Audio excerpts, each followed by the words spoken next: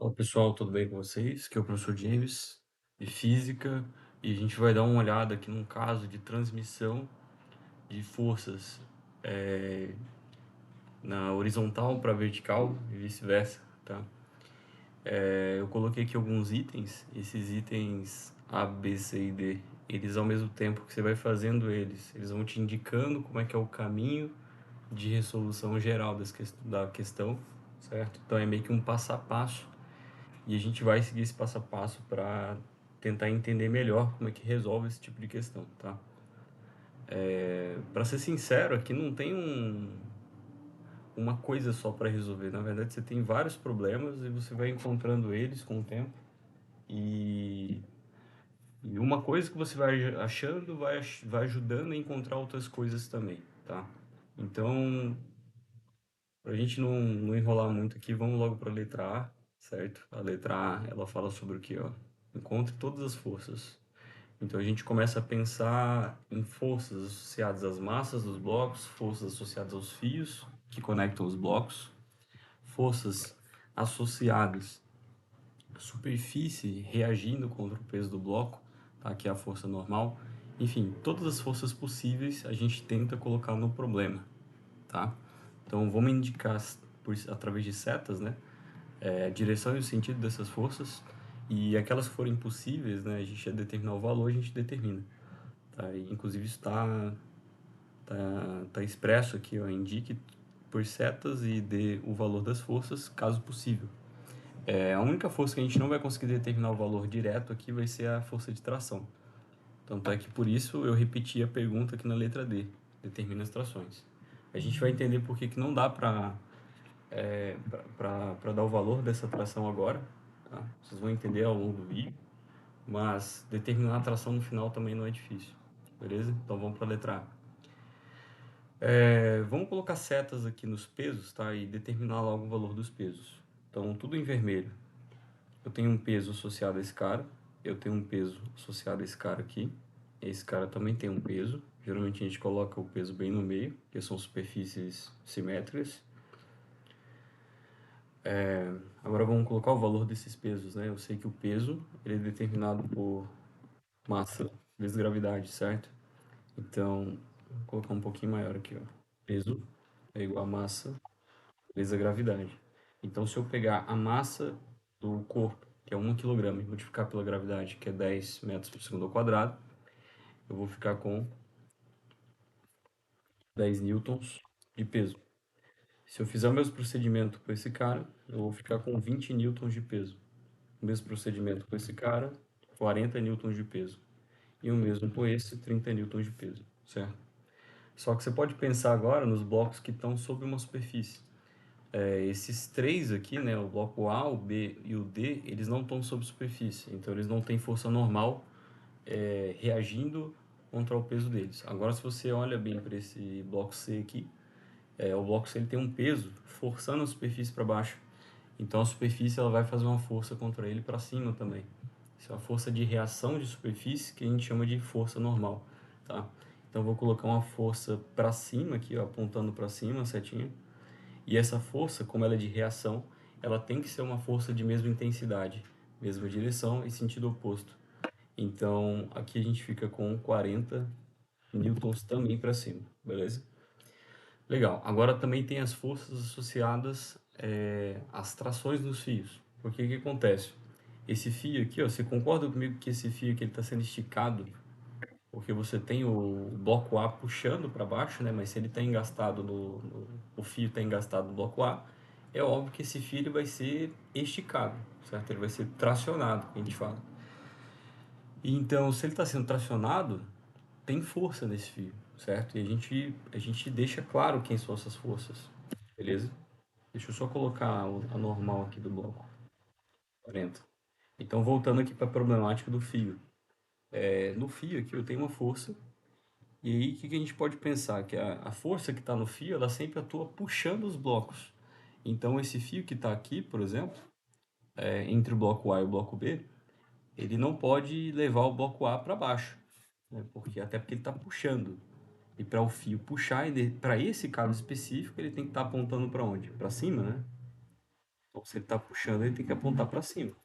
Então, a gente indica aqui a força do fio no bloco A para cima. Só que agora, se for pensar nesse bloco B, pensa comigo aqui, ó, o bloco A, ele puxa com 10 para baixo, ele puxa o fio, e aí o fio puxa o bloco B para baixo. Então, nesse caso do bloco B, o fio puxa ele para baixo, por isso que a gente desenha uma seta para baixo. Tá? É importante que sempre tenha um esquema de ação e reação dentro do fio no final das contas, porque são forças internas, e geralmente as forças internas elas se cancelam. Tá? Então tem que ter uma seta para cima e outra para baixo. E quando eu for analisar, por exemplo, o fio aqui entre os blocos B e C, também vai acontecer o mesmo fenômeno. Então o bloco B ele é puxado para cima pelo fio e esse cara aqui ele é puxado para a esquerda, né, pelo fio. E você vê que também tem um esquema de ação e reação aqui, tá? Elas se cancelam essas forças. Olhando para esse fio, eu também tenho o mesmo fenômeno. Então eu tenho o bloco C sendo puxado para a direita e o bloco D sendo puxado para cima. E aí você vê que também essas forças vão se cancelar, porque elas são iguais em sentidos opostos. Beleza? Aqui não dá para perceber muito bem essa questão do sentido oposto, né? Até porque visualmente falando não é. Mas como você tem uma polia aqui, essa polia ela faz uma transmissão de movimento e faz com que, apesar de eles estarem em sentidos completamente diferentes, eles consigam se cancelar, mas por conta da transmissão da polia, tá? Beleza. Agora que eu já determinei todas as forças, né, vamos marcar um X aqui na letra A, porque eu já terminei ela. Então agora vamos para a letra B. E na letra B eu vou determinar o quê? A convenção das forças positivas. Para que vai servir isso? Isso vai ajudar a gente a determinar para onde o sistema vai.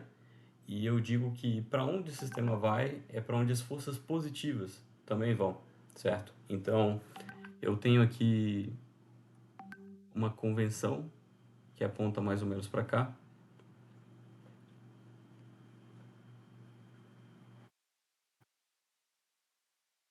certo?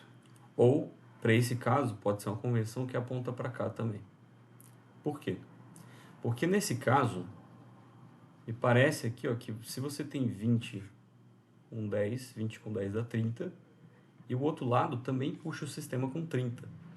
Então, nesse caso, meio que tanto faz para onde você está determinando a convenção.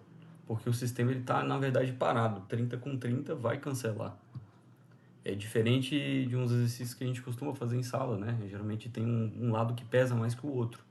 Então você costuma determinar a convenção apontando para onde o sistema vai se movimentar. Só que para esse caso, que o sistema ele não tem na verdade uma direção de fluxo, né? Ele está parado. Nesse caso você pode determinar a convenção para onde você quiser, para onde você se sentir mais confortável. Eu vou escolher determinar no sentido anti-horário. Então vou fazer minha convenção assim. E lembrando que a convenção ela sempre segue a, a geometria do sistema, tá? Ou a geometria da movimentação, que nesse caso é mais ou menos isso. Tem mais ou menos esse formato. E aí por que eu estou apontando esse conjunto de setas nesse sentido anti-horário aqui? Porque eu estou dizendo que todas as forças que seguem esse fluxo são forças positivas, tá? E isso a gente já viu bastante nas aulas presenciais. Quando eu olho para esse bloco, então, que eu consigo reparar aqui? Ó? Que olhando para a convenção, para análise desse bloco, todas as forças positivas são forças que apontam para cima, certo? Quando eu olho para esse bloco, olhando para a convenção também e para o bloco, eu consigo reparar que as forças que apontam para a esquerda são forças que são positivas. Logo, essa força é considerada positiva e essa, como aponta contrário, ela vai ser força negativa, certo? Beleza, adotei a convenção. Eu acho que faltou uma coisa aqui só, né, que foi nomear as trações. A nomear as trações é bem fácil, né? Então, eu tenho o bloco A, o bloco B, eu posso nomear a tração AB. Entre o bloco B e o bloco C, eu tenho as trações T, B, C. Aqui também é o mesmo fio, né? Então, TBC também. E aqui, ó, eu tenho a tração TCD. E aqui eu também tenho a tração TCD. beleza? Agora que eu já nomeei tudo e já destaquei as forças, vamos para a letra C. E na letra C é a parte que a gente começa a analisar realmente o sistema e montar uma sequência de equações para cada bloco. Essas equações elas vão ajudar a gente a encontrar as forças internas, por exemplo, das trações, e também a aceleração do sistema. Então, eu posso começar com o bloco A, e a gente sempre começa assim. Se eu estou fazendo a análise do bloco A, então eu escrevo dessa maneira. Força resultante de A, vou colocar um pouquinho maior aqui. Força resultante de A, acho que aqui já compensa utilizar o pincel. Força resultante de A é igual. Dá uma olhada nesse cara aqui, ó, que é o bloco A, que é o bloco que eu estou analisando. O bloco A, segundo a convenção dele que aponta para baixo, o que, que ela está dizendo? Que as forças positivas apontam para baixo. Então, o 10 nesse caso ele tem que ser positivo, beleza? Então, o 10 ele entra aqui como força positiva. E aí, ó, quando eu olho acima do bloco, mas ainda assim sendo uma força que faz, que está sendo feita nesse bloco, eu tenho o tab, né? E o tab está puxando ele para cima. Se o tab está puxando para cima, está numa direção contrária ao fluxo das forças positivas. Então, o tab é negativo. E aí, repara só, existe alguma outra força nesse bloco aqui? Não, você tem o 10 e você tem o tab para cima. Então, acabou aí. Morreu. E aí, quando a gente encerra o sistema, que não tem nenhuma força a mais para analisar, a gente sempre vai encerrar assim, ó, com massa vezes aceleração. A massa que eu vou colocar aqui é a massa justamente do bloco que eu estou analisando, que é 1. Aí vezes a aceleração, que é quanto? Não sei, porque está justamente perguntando isso na letra C. Então você só vai colocar uma nomenclatura para aceleração, por exemplo, alfa. Tá? Força resultante de B. Saímos do bloco A, vamos para o bloco B agora. Eu tenho o tab para baixo, certo? E o tab, ó, segundo a convenção, ele é positivo, porque a convenção positiva está apontando para baixo. Então, o tab positivo na análise do sistema. E eu tenho 20 também, ó, que é o peso do bloco B apontando para baixo. Então, é mais 20. Por que mais 20? Porque ele também está seguindo a convenção positiva, que aponta, nesse caso, para baixo. Tá? 20 também está para baixo, então é positivo.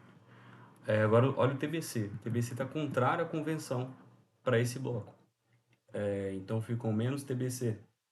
E agora, se eu for analisar todas as forças aqui, ó, parece que não tem nenhuma mais. Eu já coloquei o tab, já coloquei o 20 e já coloquei o TBC. Como não tem nenhuma força restante a mais, então eu encerro sempre com massa vezes aceleração. E de quem que vai ser a massa? A massa do bloco que eu estou analisando, que é 2. Então, eu vou ficar com 2 vezes alfa. Lembrando que esse alfa aqui é o mesmo alfa de cima. E por que que eles têm que ser iguais? Porque o sistema está interconectado através de fios. Então, se um bloco acelera com 4 metros por segundo ao quadrado, o outro também vai fazer, ele vai desempenhar a mesma aceleração, beleza? Então, por isso que a gente pode chamar tudo de alfa, porque todos têm o mesmo alfa, beleza? Força resultante de C. A força resultante de C, eu olho só para quem aqui, ó. Dá uma olhada na... Primeiro, vamos discutir aqui a questão dos pesos e da normal. O peso e normal eles vão cortar, certo? Por quê? Eles estão em sentidos opostos e você também tem a mesma intensidade de força. Um aponta com 40 para baixo, outro 40 para cima. Então significa que isso vai cortar. Se ele corta, então significa que essas forças não entram para a minha análise do sistema, tá? A gente pode pensar dessa maneira, mais intuitivo. Só que mesmo assim, por mais que eu corte 40 com 40, ainda sobra o TBC para um lado e o TCD para o outro lado. Então eu vou ter que analisar essas forças. Olhando para a convenção aqui, ó, para análise desse bloco, eu vou utilizar só essa convenção aqui, ó, na zona horizontal, porque ela justamente descreveria ou descreve o tipo de movimentação que o bloco C vai desempenhar. Repara que o bloco C, como ele está numa trajetória horizontal, ele não tem como se locomover para baixo. Ele só tem como andar para a esquerda e direita e vice-versa. Então eu vou olhar só para quais forças também, para essas duas, até porque essas duas se cortaram. Para qual convenção que eu vou ter que olhar também? Obviamente a convenção na horizontal, porque ele só se locomove na horizontal, beleza? Show de bola. Então, olhando para essa convenção na horizontal, é positivo da direita para a esquerda. Legal. Então, esse cara aqui, ó, como ele aponta também para lá, ele se torna uma força positiva nessa análise. Então, o TBC, ele é positivo. Já o TCD, ele está contrário à direção das forças positivas para a análise do bloco C. Então, ele entra como uma força negativa. Então, o TCD é negativo, menos TCD. Agora que não tem nenhuma força a mais para analisar, a gente encerra com massa vezes aceleração. Então, fica 4 vezes alfa. Força resultante de C é igual ao quê? Ó? Perdão, gente, agora é o de D, né? De C já foi. De D vai ser igual ao quê? Ó? Eu tenho aqui ó, a convenção para esse bloco. Eu vou pegar essa convenção aqui. E a convenção do bloco D está apontando justamente para cima. Então, eu vou considerar como forças positivas aquilo que aponta para cima. E aí, quem que está apontando para cima? Você tem duas aqui. É claro que o TCD está apontando para cima. Então, aqui vai entrar TCD.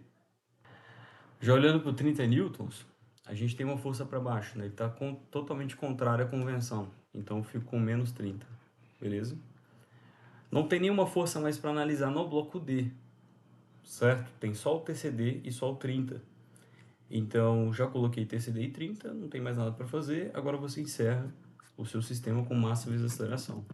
Qual massa que você vai utilizar? Obviamente, do bloco que você está analisando. Foi isso que eu fiz para todos os outros blocos anteriores. Então, tenho 3 vezes aceleração. Agora que não tem nenhum bloco a mais para analisar, a gente encerra isso passando uma linha aqui embaixo e agora a gente vai tentar encontrar aqui uma, uma versão simplificada para todas essas equações, tá? Ou uma junção dessas equações, que é o quê? Repara que algumas coisas que elas podem se cortar, porque justamente são iguais em módulo, mas elas são opostas, né? Tem um sinal positivo ou tem um negativo. Então olha para o seu tab aqui, por exemplo. O tab, aqui nessa situação, ele está negativo. E o tab aqui dessa situação, ele tem um positivo. Então, posso cortar os dois, até porque os dois são iguais, eles só têm sinais opostos. Olhando para o TBC, ó, a mesma coisa, negativo e aqui positivo. TCD, negativo, positivo. Agora, olha para as forças restantes aqui. Eu tenho 10 positivo, tem um sinal de mais aqui na frente. 20 positivo, só que essa somatória já deu quanto? 30. Agora, olha para esse cara aqui, ó. Deu quanto? Menos 30. Então vai ficar 30 da parte de cima com menos 30 de baixo. Isso vai dar zero. E isso é igual ao quê? Isso é igual a somatória, ou somatório, dessa parte aqui. Ó. A gente sempre soma essa parte. Então ficou 1 alfa, mais 2 alfa, 3 alfa, mais 4 alfa, 7 alfa, mais 3 alfa, 10 alfa. Então 0 dividido por 10 é igual a alfa. 3 pontinhos, concluímos que alfa é igual a 0 metros por segundo ao quadrado, que foi justamente aquilo que a gente estava discutindo desde o início. Como você tem aqui ó, uma zona de forças de 30 newtons, puxando todo o seu sistema para cá, certo? E também tem uma zona de forças de 30 puxando o sistema para cá, obviamente ninguém vai ganhar essa guerra, essa briga, certo? Então, você vai ter um equilíbrio do sistema. O sistema não se locomove nem no sentido horário, nem no anti-horário. Justo. Então a aceleração ela tem que ser quanto? Zero. O sistema está parado, né? E foi justamente aquilo que a gente conseguiu encontrar aqui, beleza? Agora olhando para a nossa letra D, né? Bom, a gente já descobriu a aceleração, letra C. Agora olhando para a letra D, eu tenho as trações para encontrar. Não é porque o sistema está parado que o sistema não tem trações. Você pode reparar que mesmo esse sistema parado, esse fio aqui, ele está sendo puxado ainda pelo bloco A. Então a gente ainda tem uma força nesse bloco A, certo? Então, ó, o que eu posso fazer para encontrar esse tab? Né? Eu posso pegar a primeira equação, 10 menos tab é igual a 1 vezes a aceleração. Só que a aceleração a gente acabou de encontrar, ela vale zero. Então, ficou um 10 menos tab, isso é igual a 1 vezes zero, zero. 10 é igual a tab. Tab é igual a 10 newtons. Beleza? Então encontramos a primeira tração. Eu gosto sempre de pegar as equações das pontas, então da ponta de cima e pegar a equação da ponta de baixo, porque elas geralmente são mais simples. Então eu vou achar aqui logo o nosso TCD.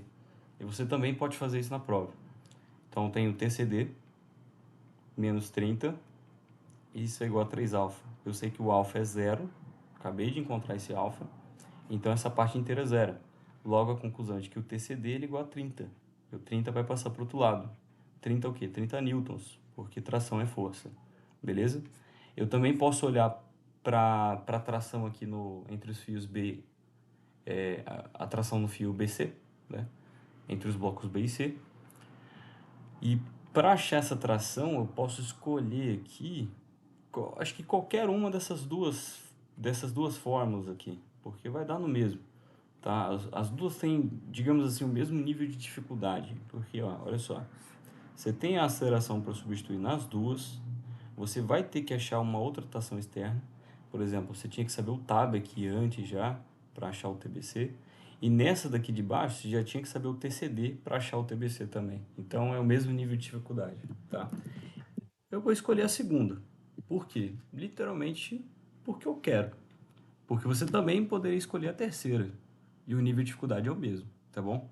Então, eu vou pegar a segunda. E a segunda aqui, a gente tem tab mais 20. Ó, a segunda aqui, ó. Tab mais 20. Menos TBC igual a 2 alfa. Quanto que é o alfa?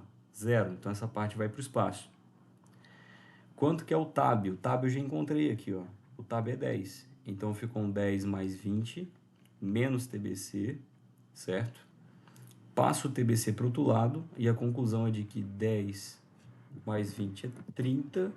E se o TBC passou para o outro lado, então o TBC é igual a 30, certo? Então TBC igual a 30 newtons. Fechou? Bom, acho que a gente encontrou tudo que o sistema, tudo que era pedido aqui nos itens, né? A diferença é de que, às vezes, na prova, né, esse sistema ele vai se movimentar, e se o sistema se movimentar, a aceleração vai ter um valor diferente de zero. Mas os procedimentos, as trações, vai ser a mesma coisa, a gente já fez isso várias vezes em sala de aula, certo? É só pegar a aceleração que você achou e jogar novamente aqui as equações e ir encontrando as trações, tá? Não tem muito mistério. Beleza? Eu espero que tenha ajudado essa aula aí. E estudem bastante, tá? A recuperação, não, desculpa, o simulado vai estar bem parecido com isso daqui. Fechou? Até mais.